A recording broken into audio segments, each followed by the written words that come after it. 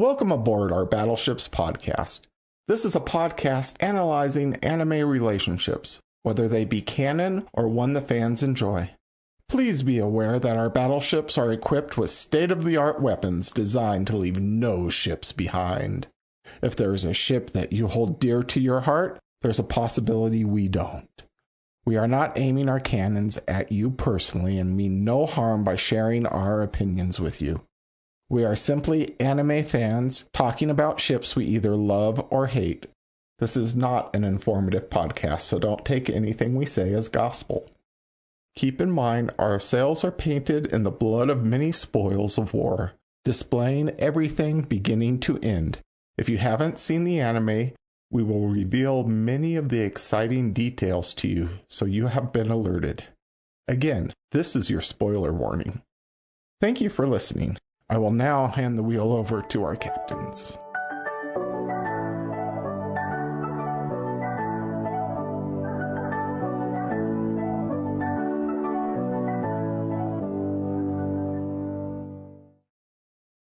Welcome to Battleships, Shipped or Sunk. We're anime fans discussing anime ships that we either love or hate and come to a final decision.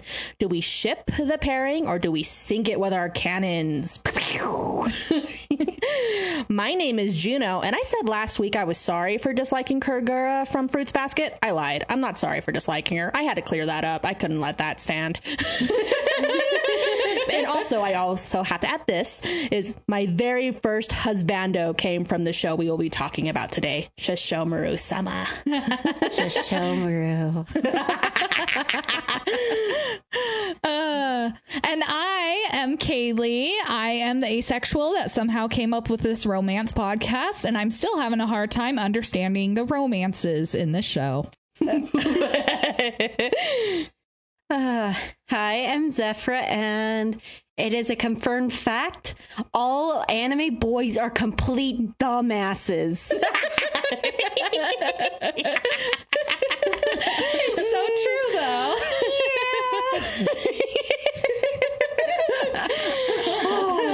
Yep, there's a lot of them out there. Oh my gosh. And half of them come from the show alone. Anyway. Yeah, and Zephra is over it. She has let us know very much so that she is This really... is the second time show where... She's about to get into it. All right, so we will be starting off our episode with our roll of ship. Woo!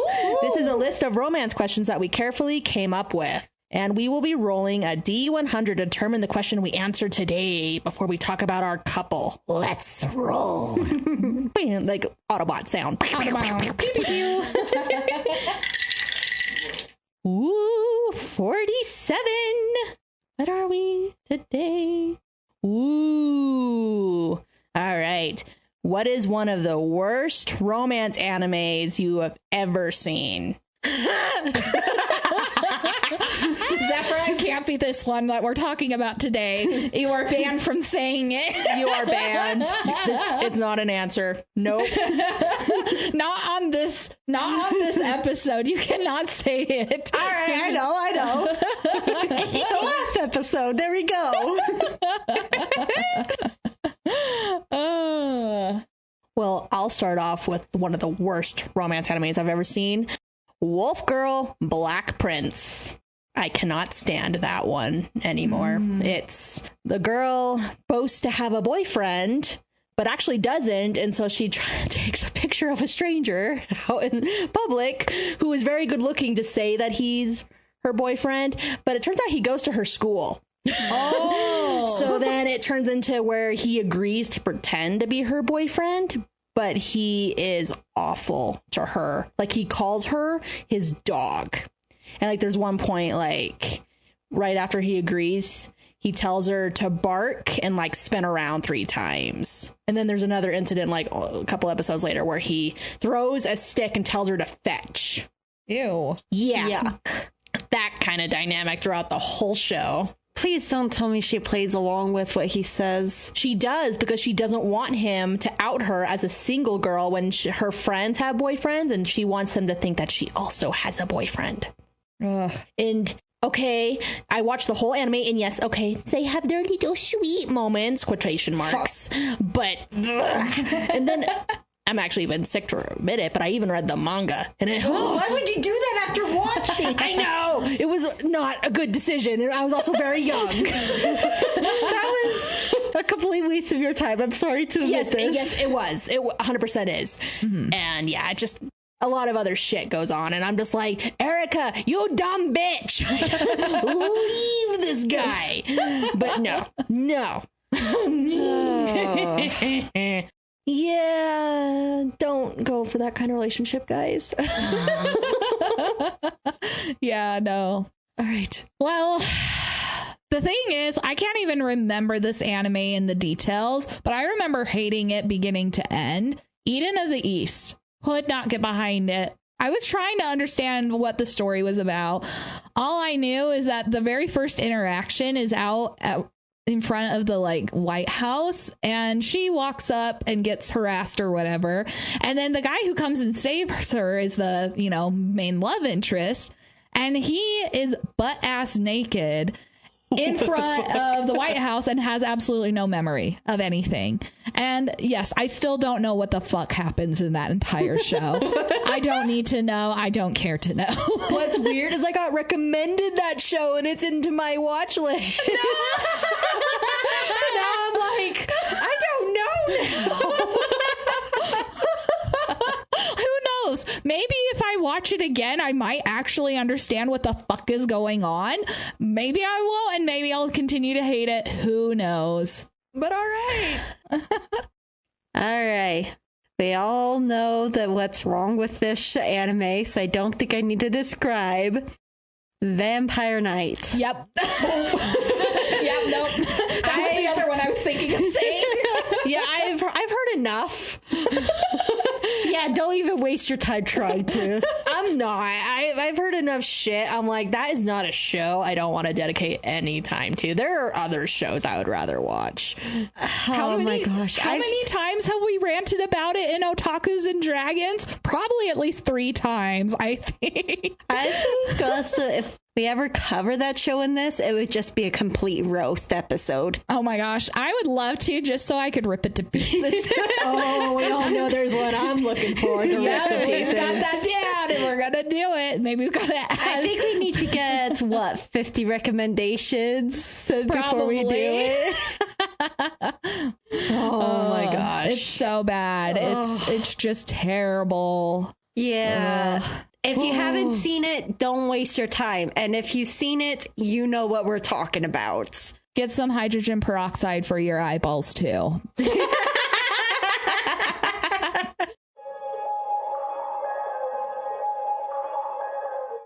Our fellow shippers, it's time to talk about our couple. Inuyasha and Kagome from Inuyasha. Inuyasha, Kagome, Inuyasha, Kagome, Inuyasha, Kagome. Kagome!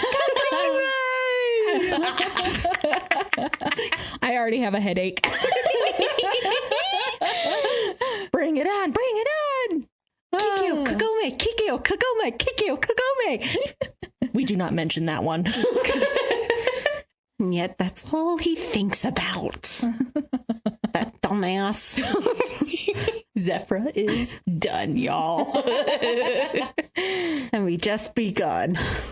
All right. So, our resident dog boy, very good looking young man. with the pretty silver hair. Come on. And the cute dog ears. Even Kagome goes for the dog ears. Episode 1, she's like, and I'm gonna touch him. And she plays with him. And he's sealed to the tree. Oh, there's this dead guy pinned to the tree with an arrow. And what am I going to do? Touch the ears. That would be Zephyra. Yes. Try to convince me that's not Zephyra. So true. And then, But hey, dog ears. They're so cute and fluffy. Okay, but is it just me, or do they look more like cat ears than dog ears? Kinda. There's pointy dog ears. I have a dog with pointy dog ears. They still look more like cat They're more like ears. Chihuahua ears. Which actually matches his personality. Oh my gosh. But honestly, I kind of love how Like he has the like silver pretty hair, and then she has like the black raven hair. I don't know, like the black and the white. I don't know, like the yin and yang. I don't know. I thought that was very pretty. The contrast of light to dark is come up in every single ship that we've had so far. And I love it. It's so perfect. And especially white and black hair. It's a big one for a lot of different ships. And it always makes me so happy and bubbly whenever I see the white and black hair. So I'm with you, Juno. I totally agree. I'm looking at 2 different posters that has that same dynamic. Yep. But the clothes, like, I think Christmas colors. I'm sorry. Yes. Also contrasting colors, though, because they're the opposite on the color wheel. You know, it would be interesting to get a proper Christmas episode with them. Where he's Santa Claus. Oh, I see what you did there. Oh my gosh. But honestly, Kagome, why are you wearing your school uniform in the feudal era? Exactly. That's the only gripe I have about her outfit. I mean, come on, you have access to so much better modern clothes to travel in. Why the school uniform? And even on her days off when she's back at home, she wears other clothes. But like, yet for some reason takes the school uniform. and only wears the school uniform. Like, come on. And the thing is, she doesn't just, ditch the clothes whenever they get torn and stuff. She goes through the effort to clean them and, fix them, which is just like, at that rate, just throw them away, girl. You're going to high school soon anyway. Just throw away your middle school clothes. Unless she can pass the test, then how many days of school is she missing? Yeah, at this point, she might as well just live in the feudal area. Yeah, she misses so much school. Yeah. Although those episodes are always super entertaining where she's like super panicked and like, I gotta go to school. Oh, the episode when she gets sick. Oh, okay. That's one of the few times where Inuyasha isn't a complete idiot. Yep. And he gets fresh stuff, and her brother's even like, "Don't tell her, don't tell her." But then I loved that episode though, because it really showed like at least like Inuyasha cares. Like, yeah, they fight and they yell at each other a lot, but then like when like she's actually down or in peril and stuff, then like you can definitely see the shift in the. How he treats her. Nature that he's holding on to with the iron grasp. Yeah. Oh, yes. But ladies, we kind of skipped forward. We haven't even talked about how they meet. Minus we petting were just the dog ears. That's how we technically talked about it, because like, yeah, her like doggy ears and scritch, scritch, scritch, scritch. Haley, this is us you're talking to. Jumping around subjects is exactly what we do. I guess that is fair. But then we'll get into it. Then when she's running away from Mistress Centipede and then runs into the forest, and then he's just talking to her. I'm just like, you have an arrow through your chest, bud. And he's just like, oh no, something's going to happen. Kikyo, what are you doing? She's like, I'm not Kikyo. And he's like, yeah, you're Kikyo. And then they just like, and that's like what they're fighting about while she's in peril. Kikyo. I'm not Kikyo. Oh my goodness, the snark that he throws at her, I think is just golden, because he just flat out is like, oh, what? You're not strong enough, Kikyo? And it's just like, wow, bro. I think, though, honest to goodness, Inuyasha woke up and saw Kikyo, who just shot him, standing on his side against the centipede. I would be kind of feisty too. I don't blame him. True. Yeah, and then like it's funny because then like she gets close to him and then he sniffs her and he's like, oh, you're not Kikyo. And then the Mistress Centipede tries to pull her away and she grabs onto his hair and he's yelling, let go. Oh my goodness. Yeah. There's so much fighting already. Oh my god. And then she has to release him, to take on Mistress Centipede. And then, of course, puts on the big bag villain act, like, give me the jewel, after he defeats the centipede. And then we get the very first, oh, sorry! Sit, boy! I love it. Oh my gosh. But just like all of it, it's just bantering and fighting, and then she says "oh sorry" and sends him into a river. I mean, that's a pretty intense first impression. That is true. And I feel like it was needed for Inuyasha, though. I think if Kagome had the chance to be softer with him, it would not have been as good of a relationship as it ended up being. Yeah, she really had to be like firm with him, especially like in the beginning episodes while they were trying to figure out their dynamic. And like she definitely puts him in his place, because like especially after he gets his father's sword and Sega, he was just like, I need to know how to use the sword and stuff, and she's like, oh, I'll tell you, because she's figured it out, and then he's being, you know, like about it. Then she pushes him onto a bridge and then tells him to sit again, sending him into the water.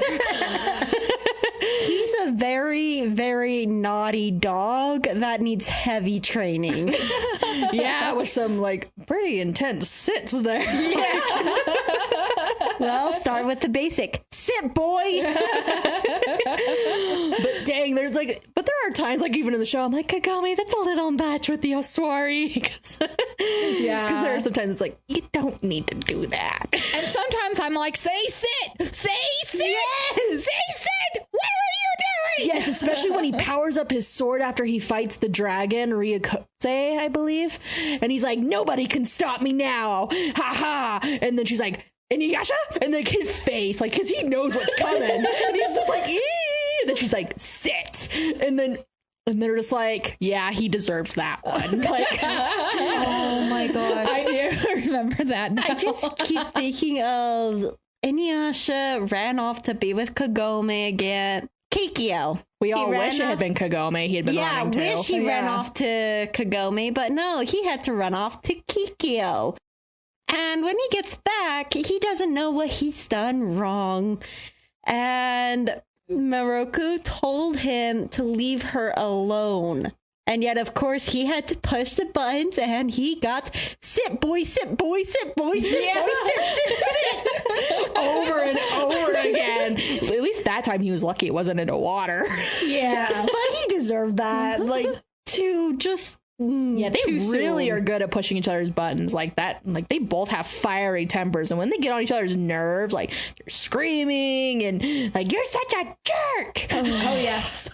And like, it's funny because like it's right after where oh my gosh, I can't exactly remember, but like they're fighting after like Koga kidnapped her and he gets her back after like the paradise bird demon thing. And he's like accusing her of like being into Koga or anything, and she gets really mad and she's like yelling at him like, you're such a jerk, and then like she flies away on the cat demon, and Shippo's like, she's really scary when she's mad. He's like, I'm not scared, and he's clinging to a rock.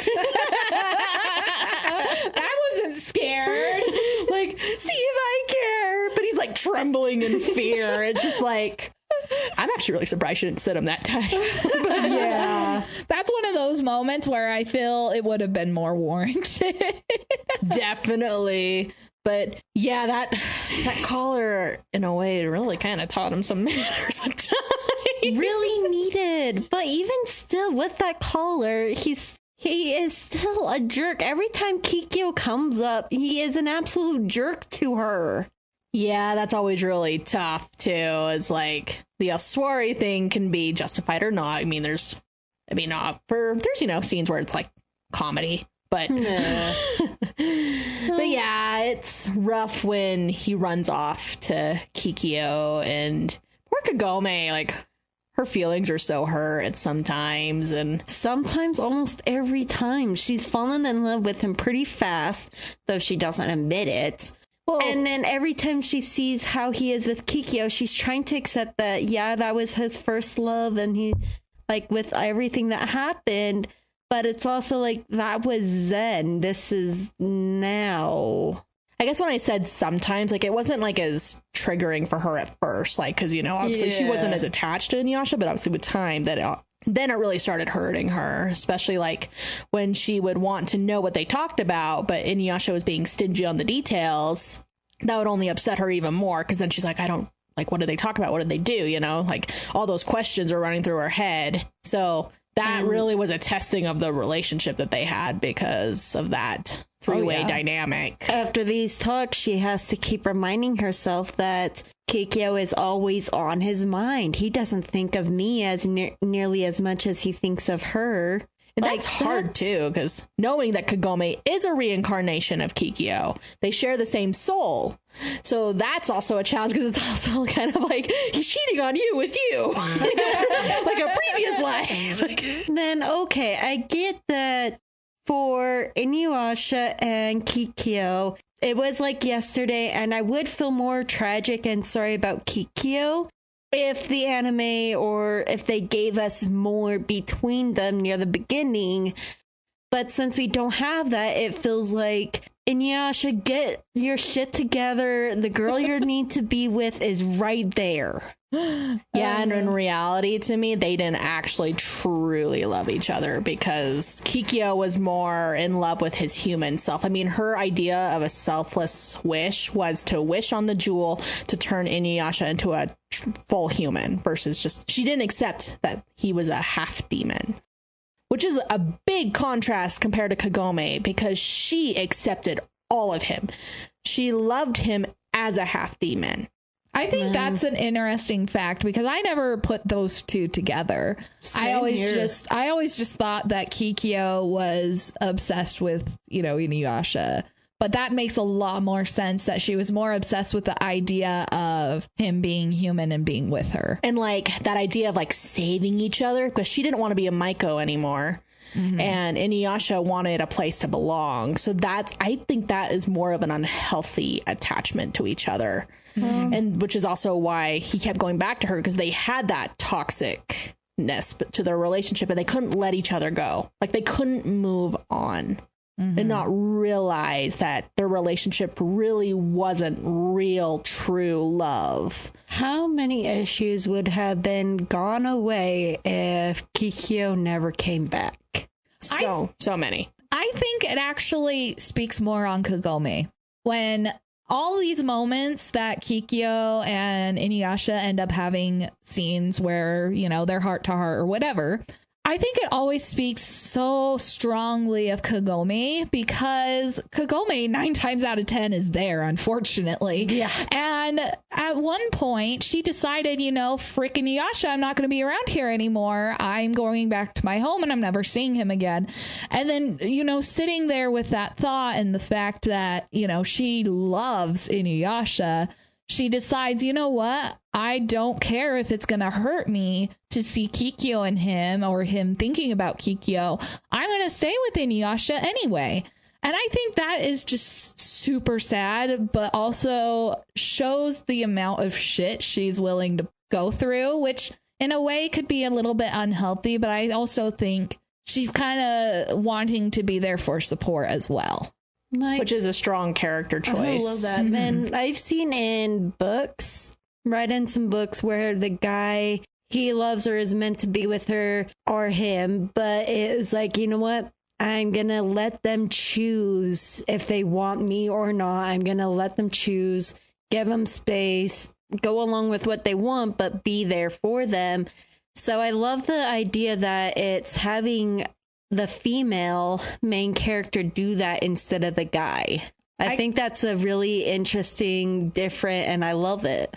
I agree. And I hate it at the same time, because it's like, come on. And I guess that's like the hard thing too about Kagome and Kikyo, is knowing that Kagome is the reincarnation of Kikyo.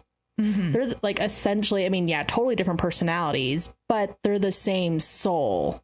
So that's hard. But Inuyasha acts like they're not the same soul. I think it's hard because he has his memories with Kikyo, and then he also now has his time with Kagome, but because Kikyo's was split off Kagome's soul, it's hard when they're like walking around in 2 different bodies. Well, and I think it's actually says a lot about Inuyasha that he sees them differently too. Yeah. You know, because if he thought, oh, you know, it's okay to love Kagome because she's Kikyo's reincarnation or anything like that, that would be really sick. Yeah. So I actually prefer it that way. The fact that he doesn't see them as the same character or the same person. It definitely does still kind of frustrate me, though, when it's like you have to choose one between the other. And what are the differences? A slight personality and history, and that's it. Especially when it's hard, because who's the one who is by his side? Kagome. She's the one who's there. Kikyo's off doing her own thing. And then even at one point, she gives the jewel shards to Naraku, of all people. Yep. Like, so it's really hard sometimes to be like, ooh, with her, because she's just making things harder for their big mission to collect the Shikon jewel to prevent it from falling into the wrong hands. Like, obviously she cares about him just the way he is. She accepts all of him, like the fact that he's half demon and the way he behaves. And I mean, yeah, she has to discipline him at times with the Oswari, but overall, like, their relationship is so much better than Kikyo's and Inuyasha's, because she's the one who's there for him and does all these things for him and tries really hard to support him. And especially like when she finds out that he turns into a human on the new moon nights. Those are my favorite episodes. Like, I love actually seeing her get like protective of him, because The other thing is she doesn't just accept him when he's full human. When he became the full demon because of the Shikon jewel, she stayed by his side and held on to him. are you talking about when it's like in the acid pool and she runs out to him and like is burning her feet, and but is still clinging to him until he regains his senses? And then the Shikon jewel helped give him the power to help them break out. But in that moment, he pretty much became a full demon and lost his senses. And with her touch of purification, she was willing to be there and hold on to him and accept his demonic side and bring him, be there and be patient and wait for him to come back to himself. because I personally think Kikyo would have never approached Inuyasha when he was in his full demon form. Ever. I think she would get attacked once and kill him. She would have been very defensive for sure. But Kagome, on the other hand, she goes running to him. When you compare the relationships, the first thing that's quote unquote betrayal, and I know that what she thought was a betrayal caused her serious injury, which killed her eventually. But once she was attacked, she had no doubt in her mind that it was Inuyasha and went after to kill him. Where Kagome, whenever if something like that happened, I'm certain she would have tried to find out the truth first, or try to talk to him or figure out what's going on before just acting. I'm trying to think if there is a moment in Inuyasha where Naraku tries to sway Kagome using Inuyasha, like a clone of Inuyasha. I don't think there is a specific scene. But there is a time where when he gets a hold of her and trying to find the darkness in her to take control of her body. The episode was some along the lines of the darkness in Kagome's heart. And Naraku was trying to take control of her so that he can have her eyes to see the Shikon jewels. In it, she's trying to fight and thinking, oh, Inuyasha will come, he will come. And then realize, wait, no, he's with Kikyo. He won't come for me. Do you know what I'm talking about? The episode I'm talking about? Is it like where Kagura and the baby take Kagome and they're trying to manipulate her? Yes. Because they sent Inuyasha away with like a lie that Kikyo was spotted somewhere, so he runs off. And so they take Kagome, But it actually backfires on them because then Kagome, that's when she figures out that she's in love with Inuyasha, which is, of course, a horrible thing to yell in front of your enemies, that she's in love with Inuyasha. Kind of sounds like another scenario, but anyhow. And then also Inuyasha breaking in right afterward. It's like, how the heck did he not hear that with his dog hearing? Like, come on, she yelled it. But like with her, she was having the doubts on him and knowing that he will not come for her, but accepting that I still love him and it doesn't matter. It's okay for me to feel like especially this. When she turns and sees that Inuyasha has come, she's so relieved. And so I am pissed at Inuyasha because it took him so damn long to figure out it was a lie. Like, he stayed at that river for how long, looking around the same area? Yeah, because again, unhealthy attachment to each other. And it took him way too damn long to figure it out. So hence the dumbass boy. Mm-hmm. Yeah, especially I always feel like he ate his words, because after he got in the fight with the Thunder Brothers, and Kagome had told them that she was lovers with Inuyasha. Oh, yes. And then one of the brothers yells, "Or you will never see your lover alive again if you don't hand over the Shaken Jewel Shards." And his face, is he just like... Huh? And he's like, there must have been some sort of misunderstanding. And it's just like, no. I love how Kagome's like, can't take a joke, can you? Like, she's not trying to deny it first. She's just like, oh, this dumbass. They sit there arguing for a while, and the guy's like, okay, I get it. You guys are definite lovers. Now shut up and give me the jewel. Yeah, and you will really admit that you really love me. When she yells at it in Inuyasha or something like that. It's like, yeah, it takes him a really long time to figure that out before he finally admits it. Oh my gosh. Just especially like when he thinks she died after the fight with the Thunder Brothers and she's covered in the foxfire, and he runs over to her. He's like, wait, no, don't leave me. And then she's still there and he's all embarrassed. Yeah. And Miyoga is even like, I'm pretty sure he's upset and embarrassed and staying away from you because he revealed more than he wanted to in that moment. And even Yasha's like, turns around and Miyoga's like, ah. I love Miyoga. Oh, I love it when there was that one where they got sick because of the poison, maybe? The poison. And after the fire, he was certain she was dead. And cradles her. After he cradles her, the rage, that feeling of loss. I think that really, when those moments are like a slap in the face that, yes, you do love her. He even cried for her. Yeah, and everyone's like looking at his face like Miyoga and Shippo are like looking at his face like, really? I've never seen Inuyasha cry. And like they're trying to and he like throws away like, no one shall see my tears. Because he's like all embarrassed because he was clinging to her. And then she's like, you're hugging me too tight. And then he's like, oh. Again, he thinks she's dead and then reveals more than he wanted to. There are so many times in the show that they think that the other is dead.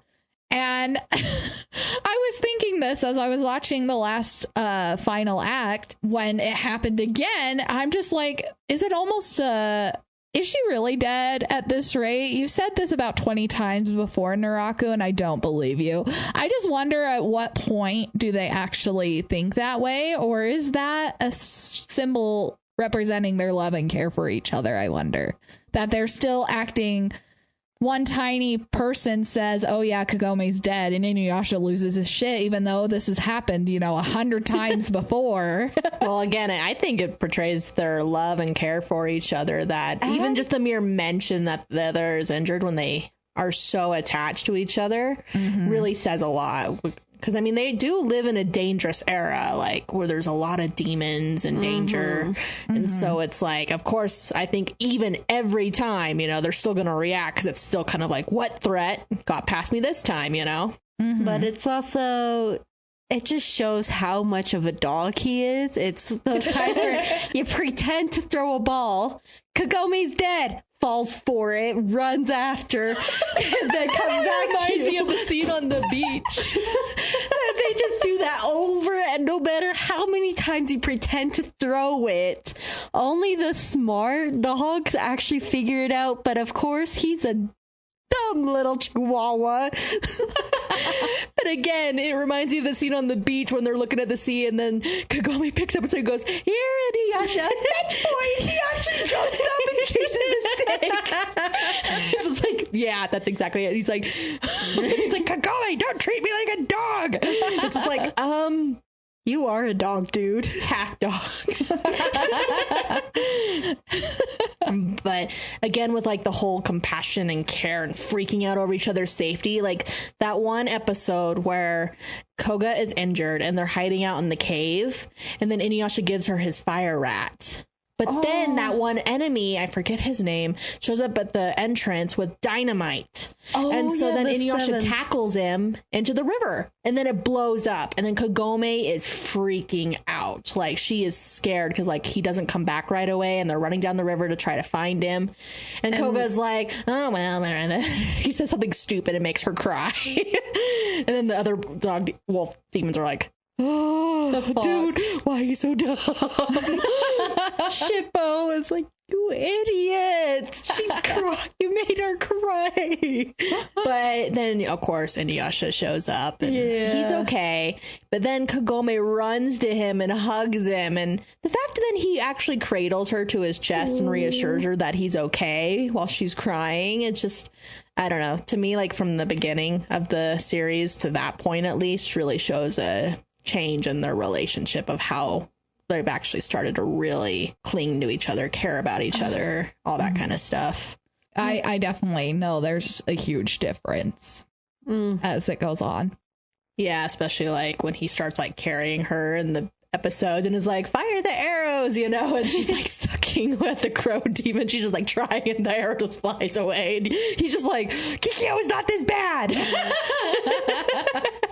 But I do love that she even says that his outer robe is his armor, and near the end he keeps giving it to her, which is huge, because I actually loved that the first time he gave it to her was when they fought Yura, the hair demon, because he was worried about her, and that was the first time he gave her his fire rat. And then it continues throughout the series multiple times. At the end he gave it to her like 3 battles in a row, like constantly worried and wanting to make sure she's protected. Especially like when you look at the first few episodes and like Inuyasha's yelling at her to dodge, and you know she's squealing and like trying the best she can to get out of the way of the enemy attacks. And then actually seeing how Hit changes with Inuyasha actually being then more active and like launching at her to tackle her out of the way, grab her and everything, and like keep her close, because obviously he doesn't want her being an open target to the enemy. If she's closer to him, it's easier for him to protect her. And I like seeing that change of him being like, no, mine, stay close. My human. I do love how Shippo, Sango, and Morocco sees it. Did I say his name wrong? Yes. Shut up. Moroku. They see it, they ship it, and every time Inuyasha is dumb, they are getting on his back and telling him to apologize. I love that. I think it's so funny that all of them can see the like the feelings between Inuyasha and Kagome, and then when Inuyasha's being dumb, they're like, "You dumb dog," and they like get after him, and he's like, "Get off my back!" But you know, obviously, it just I don't need to apologize. What do I need to apologize for? And it's like, you dumb dog. Yeah, and like they all know too, because like especially that scene where like she's sitting in front of the campfire and she's like sneezing, and then Inuyasha goes and sits right next to her, and they get all close, and all of them are opening their eyes and watching at her. Had one eye open, and they're just like curious.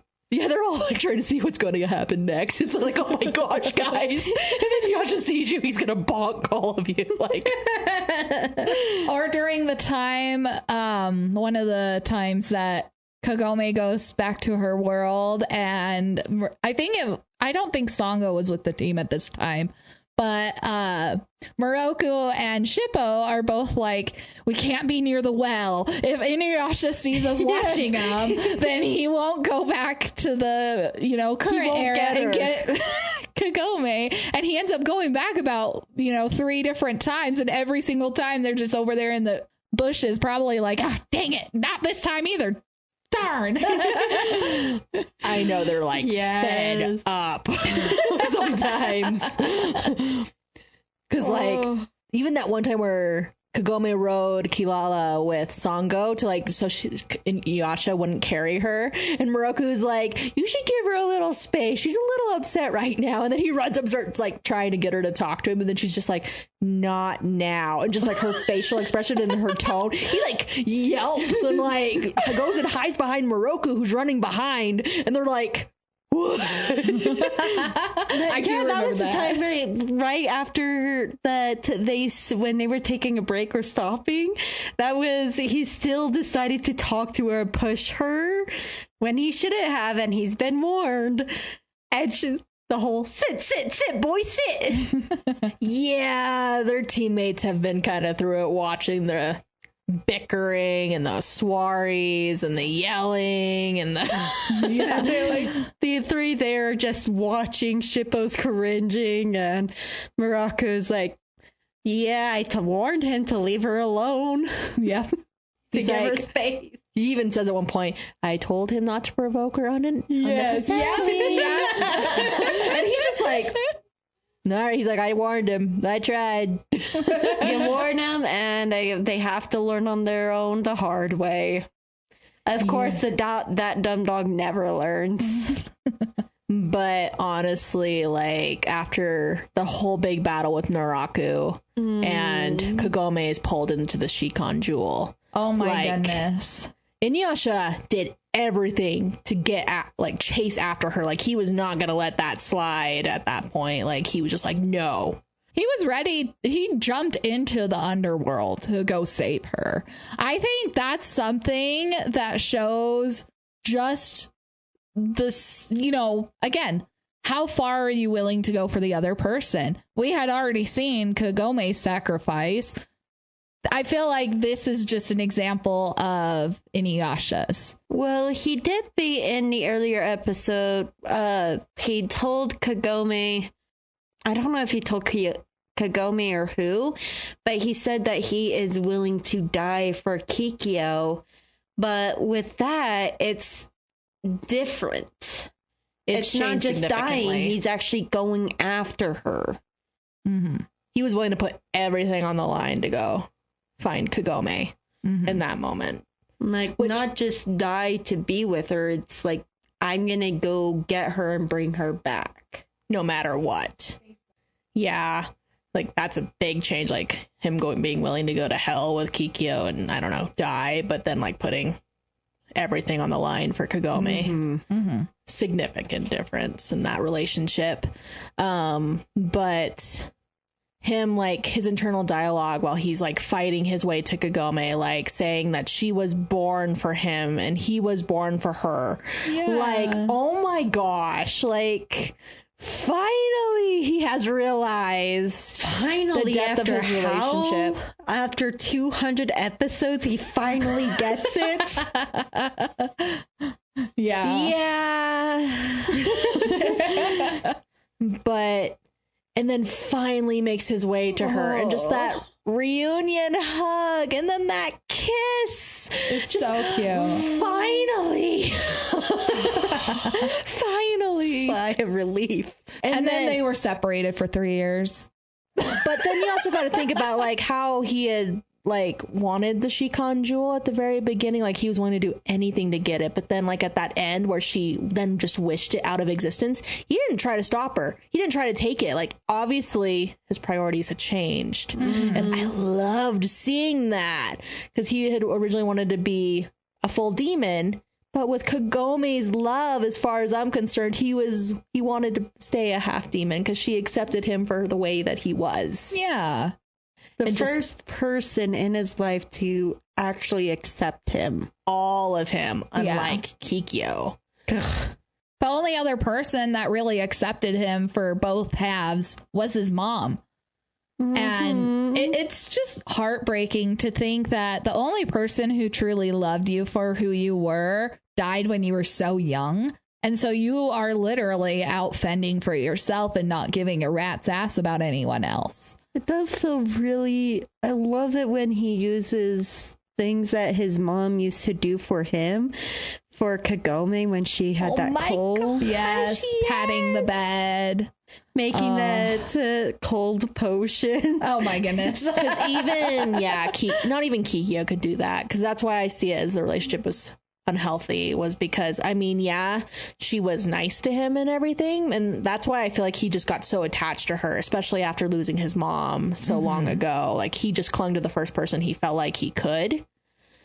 But in reality, she wasn't the one. She wanted to turn him human. That's really and selfish. Also was selfish because if she turned him human, that means she doesn't have to be that priestess anymore and she can live a normal life like she wanted.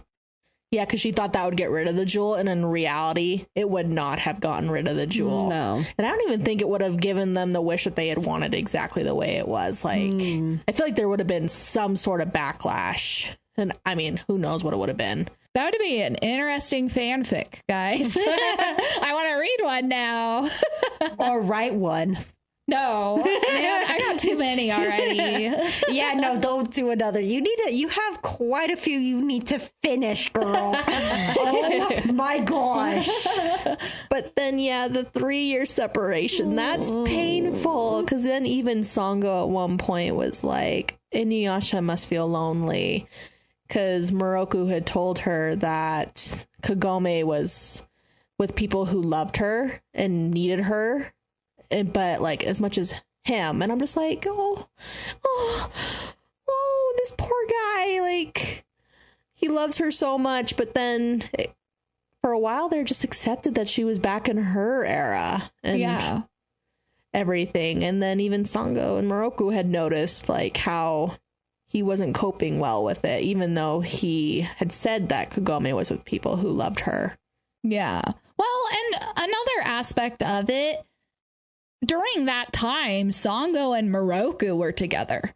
And in a way, I would not be surprised if some of that is a little bit maybe jealousy of the fact that, like, they get to be happy and yet I'm separated from the one I love. And maybe it led to more depression than jealousy, which I don't think he was very jealous in that regard. I am so sure he was depressed. Yeah, really disheartening and hurting to see like people you know are in love and yet and happy and married and having a family. Maybe envy. And you can't. Maybe envy.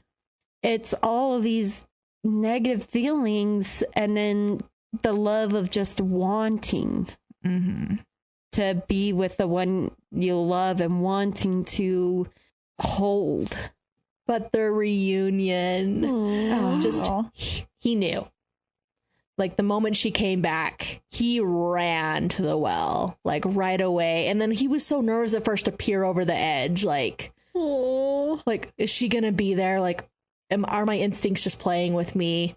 And then he leans down and holds his hand out to her. And then seeing her clasp it and him pull her up, I'm like, they're finally reunited. And the fact she went back for him. Yeah. Like, she had her whole life in the modern era, like her family, her friends, like she could have gone on to college, but she left it all behind for her beloved half demon that she wanted to be with, who she missed so much. Like she was there at the well, like mourning the time that she had spent without him and wanting to be with him. And then it opens. And then even her mom understands and lets her go. Like she hesitates at first even too. Like she's like, but then when the choice really came, she jumped. Yeah. And then she went back and just like, I can't even imagine Inuyasha's joy after seeing her after 3 years. Oh, yeah. And him hugging her and just, so cute. just, oh. And then another thing is I was actually, okay, so I don't normally do this, but I was looking up some threads of the best Inuyasha episodes for the two, because I wasn't about to rewatch 200 episodes.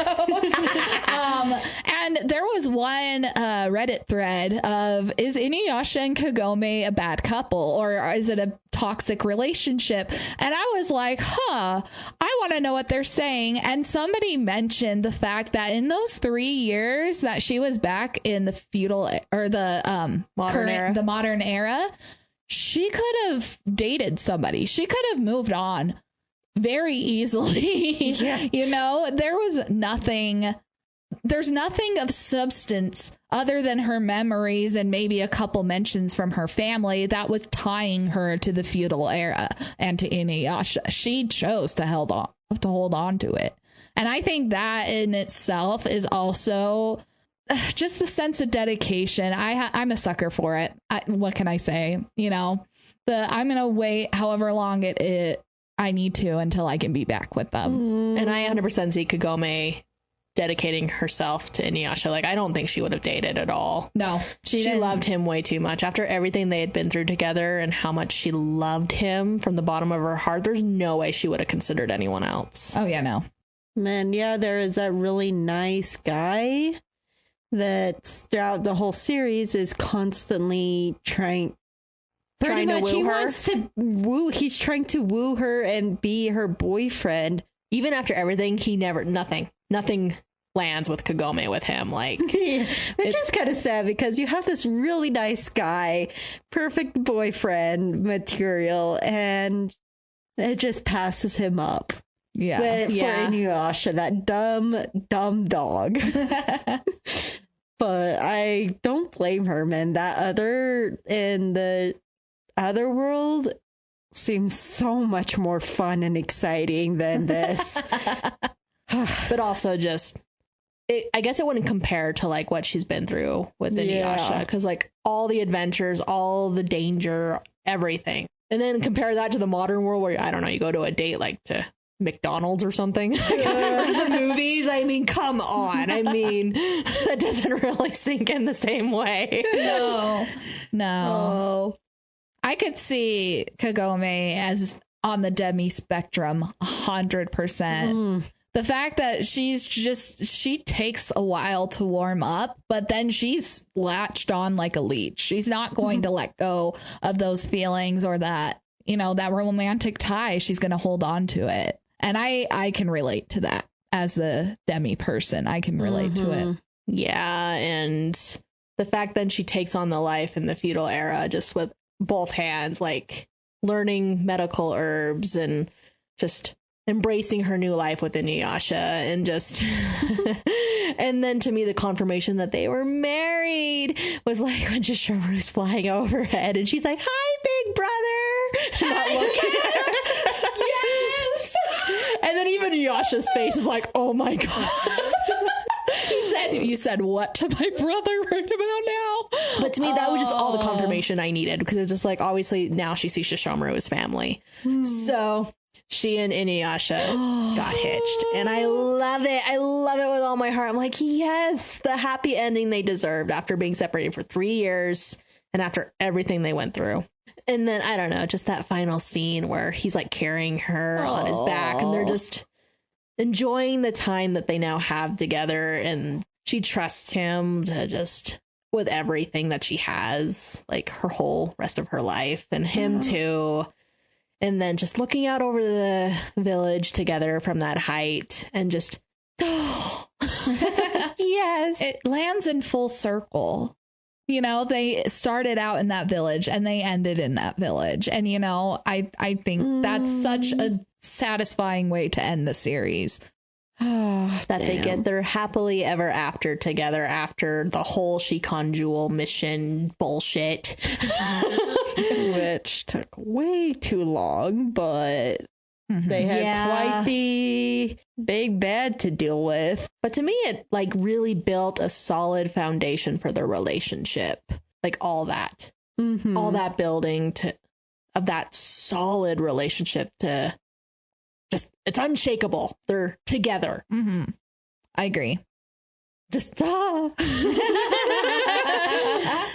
We can tell this is Juno's absolute favorite OTP. Or it's one of them. actually my very first. Yep. So they will always have a special place in my heart. But when you were talking about like looking online about stuff about the relationship and stuff, I actually saw something along the lines of apparently in the manga. I've never read the manga. They're actually softer together. Really? That they don't have as much squabbling, which was interesting. So I was like, that maybe even changes the dynamic for me even more, knowing that there maybe wasn't as much conflict between them, that they were softer together, and the slow building of that relationship was, I don't know, healthier, I guess, maybe, or just not as much sit, boy. I mean, I think for part of it, they made it obviously more dramatic because it's a video, you know, you want to entice people by having more crazy reactions and et cetera, et cetera. I don't know whether I would have preferred them being a little bit softer, or if I love the fact that they're kind of snarky towards each other.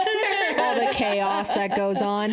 Because I have to admit, I loved the scenes that they were soft, like where they were just sitting together and talking, or Kagome like reaches over and like playfully like scritches his ear, or they're like holding each other. I'm just like, the babies, look at them. My favoriteest episodes in Inuyasha is anytime Inuyasha is in his human form, because the amount of like soft squishy moments is just so many, and I love every single one of like, can I lay on your lap? He would never fucking say that unless he was full human, you know. He would never admit his weaknesses, and I think that's just those are my favorite moments in the entire series, is any moment like that. I absolutely love the chaos, but because of the chaos is what makes those soft moments so much sweeter. That is true. If they were always more soft with each other, it wouldn't be as meaningful. Okay, that's very agreeable. I can see that, but at the same time, I'm kind of like, what do they mean? So I feel like I need to pick up the manga so I can actually see what they mean, to be like where, like what are you guys talking about? I want to see like if it really does, like if there's a significant difference, or if there's just it's in like a small one compared to the anime, because I've only seen the anime. Yeah, same here. And the movies. The movies. I have not seen the movies, and I think just the anime alone is enough. That is a lie. I will sit you down slowly and introduce one movie after another. You will not escape me, Zephra. Well, okay. The problem is... Catch me if you can. The problem is that we have to binge 200 episodes in a few weeks. So I think me and Zephyr are a little bit burned out.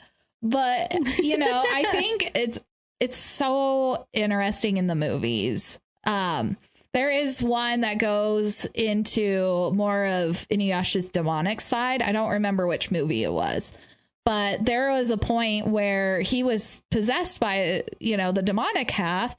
And I think Kagome just goes up and kisses him to like resolve the issue or something. Yeah, she does. Yeah, I don't remember what movie that is, but I do vaguely remember that. It's the second one, I believe. It's the mirror one. Yeah, it is the mirror one. I love it because, like, when he realizes that she's kissing him, he kisses her back. Yeah, there's even such good moments in the movies.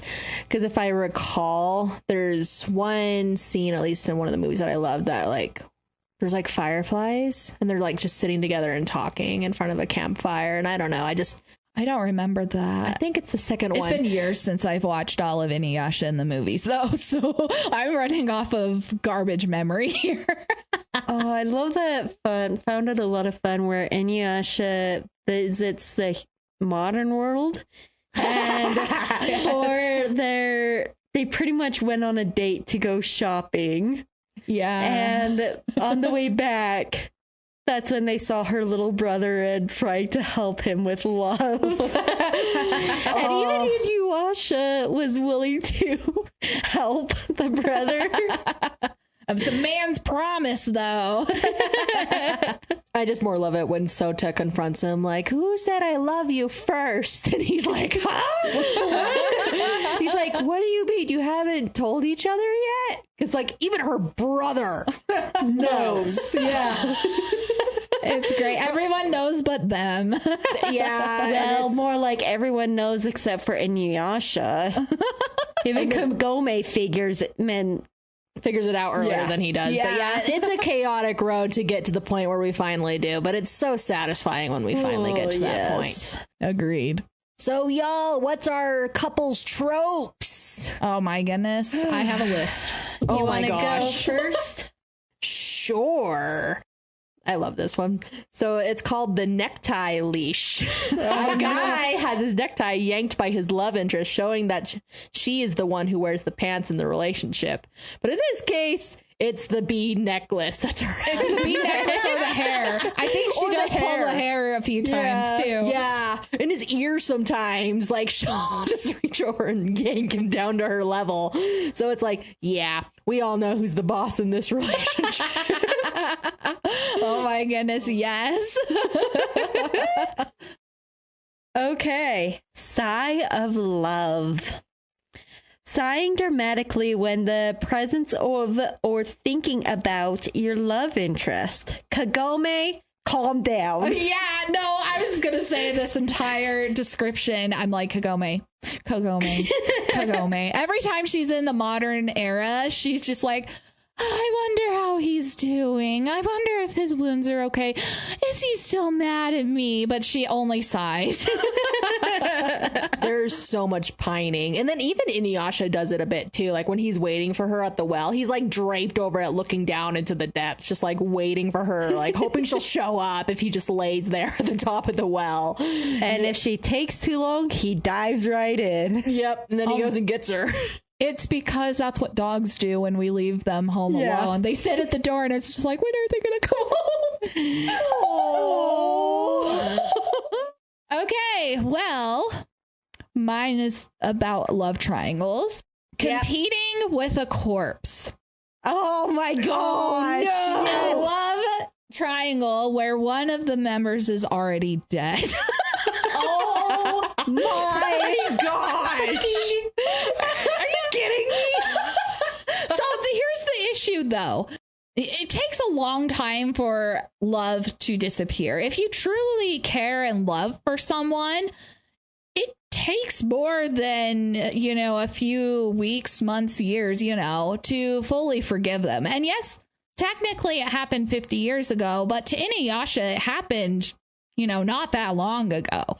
So it's one of those where this love triangle kind of makes a little bit more sense, unfortunately, because to Inuyasha, Kikyo only died yesterday, and now he has this new love interest, and it's conflicting feelings in that regard. But that's the issue with the anime, is they didn't play with that enough. They made it seem like from a Kagome's point of view, not from Inuyasha's point of view. Which is BS, because then I might have more sympathy for them, but... That is fair. But yeah, that love triangle's a little messy. Yeah. So, yeah. A little? A little? Because, yeah, even Kagome says at one point, oh, I forgot you have a thing for dead girls. Yeah. I was like, ooh, that burn. One of my favorite lines from Kagome is that, actually. But yeah, that it's rough, especially when it's like your previous incarnation. I mean, come on. You're in love with me, but not me. Yeah, that would be a weird feeling to take in. All right. And then my second trope is the red string of fate. Ooh. Two characters are bound by fate to be together. And to me, that really stands out because I truly think that Kagome was always meant to meet Inuyasha. Mm-hmm. Always. And especially when even Inuyasha says, I was born for her and she was born for me. Yep. They were always meant to be together, as far as I'm concerned. Oh, yeah. Honestly plays along with my second trope of satellite love interest. The character is made only to be the love interest of the lead protagonist. Like Kagome, yeah, they try to present that she has other love interests, but really Inuyasha was the only one for her. Oh, yeah. Well, and it's one of those where I think the pure purpose of having Koga and whatever the human boy's name is Hojo. Hojo. Oh, Hojo. Yeah, the only purpose Koga and Hojo had in the story was to just prove that Kagome does not care for anyone but Inuyasha. I seriously think that's the only reason they were written to this story. Oh my god! When you think about it, too, there's a lot of humans, that they help along the way that falls in love with Kagome. But even them, she was like, yeah, nope. She had quite a list of men interested in her, and she's like, no, I want this grumpy puppy over here. I want the Rottweiler hiding in the corner being grumpy and sad about everything. Yeah, no, I still see Inuyasha as a chihuahua. Yeah, I feel a chihuahua fit. Chihuahua is funny. Okay, along those lines, I guess maybe everyone can see it. It's obvious that the two, Inuyasha and Kagome, are meant to be together, and everyone around them sees it, but they don't. And this plays for a lot of it. We've already kind of touched on this. Yes, it's so true, though. Even Kagome's family, when you think about it, like them and everyone in the feudal era. Because even like at the end, even Shishomaru's protecting her. Yeah. Everybody knows. And, the very first interactions with Sesshomaru, he's basically making fun of Inuyasha for choosing a human, aka Kagome. Yeah, he's like, he says something along the lines of like, why love her? Like almost being like, why love a human? But it's like, if it was detected that early by your brother. I think Sesshomaru was one of was probably the first person that was like, you guys have a thing for each other. And it was episode, 6, 7? Yep. So, yeah. Destined to be together. Yeah. And everybody knew it. Yeah. Oh my gosh. All right. Now for the moment of truth. Captains, what do you think of today's couple? Do we ship it or sink it? Took too long, but ship. It's a very slow ship. A very torturous, slow burn ship. Yes. I have to agree with Zephyra. I'll admit, at the very beginning of watching Inuyasha, I could not see them together very well, but definitely by the end, I was on board with it. So it took its time, but the place it got to was very beautiful and satisfying. I agree. It's almost like they built it by hand, tiny piece by tiny piece, putting together the ship by splinter. At the very end, it's like, oh, this is a handcrafted masterpiece, and it's actually a lot prettier than the scrawny little ship you were imagining it to be. Yeah.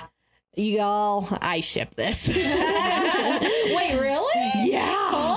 Who would have thought? I mean, again, they were one of my very first OTPs. And to me, they belong together. So, yes, ship it. Ship it! Shipping. So all three agree. Very slowly with no sails. Yeah, it was a long journey to get where we needed to, but 200 the satisfaction when we episodes. finally made it. Yes. We reached land. No. They have not reached land. They're still out in sea. What? Maybe a small island, but they're going way too slow. There's no way they met land yet. All right. Thank you for listening to this episode. If you enjoyed listening to us talk about your favorite ships, leave us a review on whatever platform you listen to. Thank you for listening, and we will see you fellow shippers next time.